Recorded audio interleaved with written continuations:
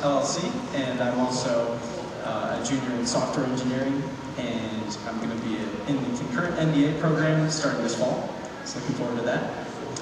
So the idea for my company kind of started when I was in high school. I did freelance IT work for various businesses around my hometown, and then I also, for my high school, I proposed like an AV projector project, and then the school went with it, and I was able to execute that project. And so I really was starting to enjoy the whole proposal project, see it through, and then get to see the results process. And so I knew I wanted to start a company to do this kind of thing. But my family said, maybe wait until you get to college, see how much time you have. And I don't have a lot of time in college, but I did form Callaway Technologies in 2019, right when I got to Iowa State. And went out to the Small Business Development Center out at Research Park and got some advice out there. And then formed my company soon after. I had my first business meeting at Jeff's Pizza, so super fancy, And, and when I was there, I decided kind of the initial services I wanted to do were network development and network wiring, so complex networks for businesses, VPNs, multi-WAN, those kind of deployments. And then also, along with that, wiring and security cameras, because those are easy additions to the fancy networks. And then I also wanted to do some freelance software development since, I want to put my degree to use.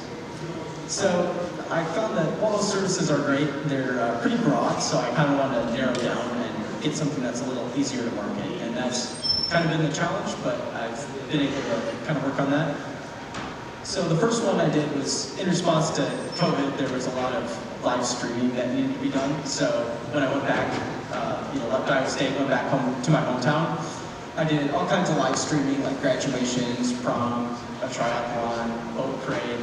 And so this kind of gave me time to, generate some money and then also kind of figure out what projects I wanted to tackle next.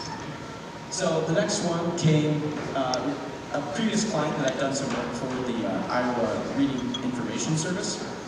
They read information to people with vision disabilities, and they asked me to build an Alexa skill for them. So for the Amazon devices, the Alexa skill basically is the middleman code that leverages the Amazon API and then their podcast or website code, and then my code is the intermediary which connects all of that.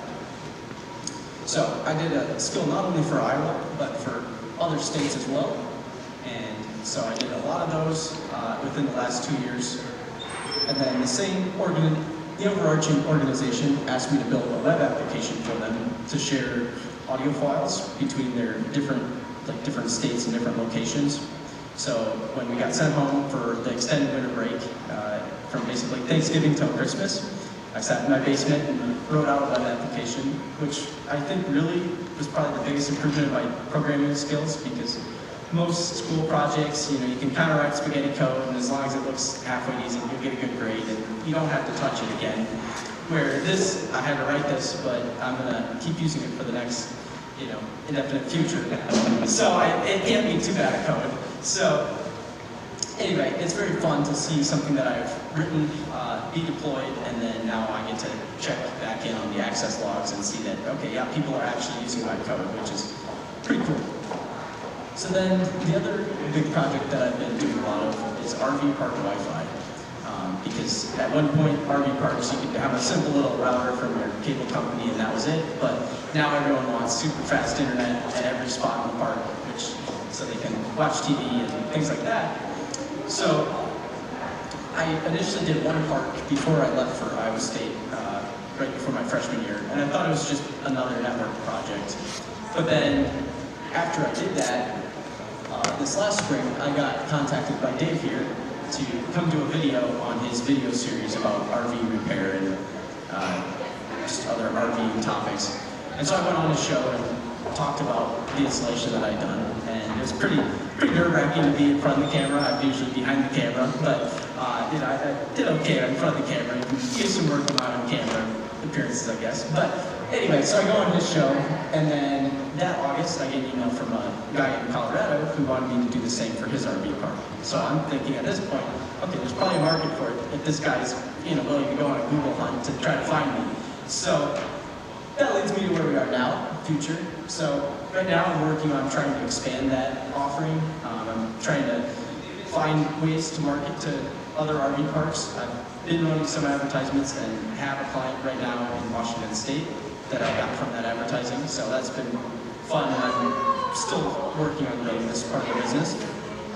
And then I also want to continue to do more recurring revenue projects like the program share was, because it's nice to be able to earn money even when I'm, in finals week, or sometime I can't actually work. It's nice to have code running constantly, and definitely it helps me become a better programmer as well. And then I want to continue to strengthen my relationship with existing clients, because some of my best ideas have come from existing clients, and so just being, listen to my clients and then hear what issues they're facing and how I can solve them is a really good way to find new project ideas and new ways to expand. And then finally, I want to find ways to involve other Iowa State students with areas that I'm maybe not as strong in. So I'm by no means an expert in marketing, but I'm sure there are some really talented students over there in the marketing department that can help me expand. So that's kind of my new goal, is trying to find ways to get others involved that can help me grow even more. And then finally, even if I don't do this full-time upon graduation, I'd like to at least do it part-time and use a lot of the technical and personal skills that I've learned and carry it into a future career. So back to the picture of you with the picture of RV park, one more. That one.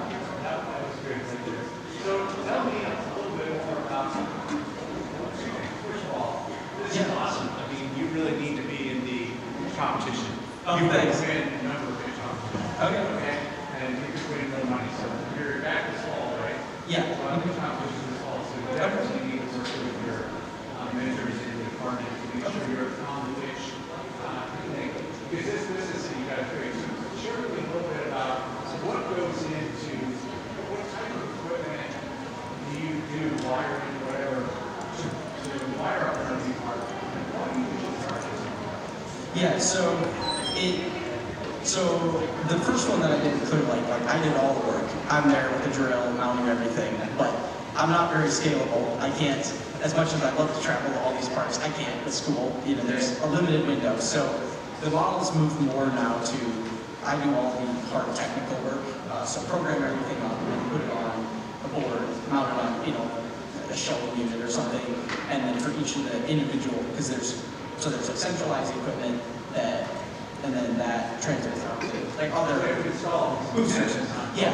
So now what I do is I create like modular pieces, and so then I can pull up a part of Google Maps, get some pictures, and then I can create the individual modules, and then I just load up a huge box. Yeah, huge box, and then I write like an instruction, kind of a custom instruction manual per se, and then I do all the technical work. Both here, and then as soon as it's plugged into internet somewhere else, then I can get in and fix it remotely. So I basically tell people, I'm like, you don't need a technical person on site, you just need someone with a drill and that can climb ladders. And so for what I charge, it just depends on the park, because it's based right now on my labor, time, and then the equipment to go into it. So I think something like this would be like a $1,500,000. Yeah, it's not too bad because the equipment's gone down a lot in price. And then, the antennas are ridiculously cheap. Well, right now they're actually kind of bad because you can't get them. So that's the big challenge right now. But if they're in stock, like an individual booster station is probably like $200, $300, and then the centralized equipment is probably about $500. And then you mentioned RV parks, but there's a lot of industrial lots. Yeah. Where they want to track everything from train cars, semi-trailers to, just very wide open space that we want to provide. Yeah, exactly. Other questions? I was just curious, how much time does it take to wire up an RV park, and what's your revenue? So I would say the time right now, it always varies on the park, but like a smaller park, I usually quote out about 25 hours of my time. It's a little hard to judge that because there's a lot of quick emails back and forth, and not I'm sitting there for, so So it's a little hard. And then the revenue, I would say right now it's probably, you know, $1 or $2 grand per park, which obviously I'd like to increase over time. But charge $2 grand a park. but yeah, but it's still, I'm still growing and trying to figure out the best way to scale it to. Yeah, I think you're underselling yourself Yeah. a lot. Yeah. And the other thing is, I think that there's an opportunity for a subscription model. Yeah, that's, Basically, you're saying, look, I'm going to charge you $10 grand to set this up, and I charge you $2,500 a year. Every year after that, just to monitor what's going on, I'll log in, I'll check into the text store. and that's, I've looked into, I've explored that too, and I offer that, but I don't really like push people towards that, so I think that may be another place I need to expand to. No, good job. Thanks.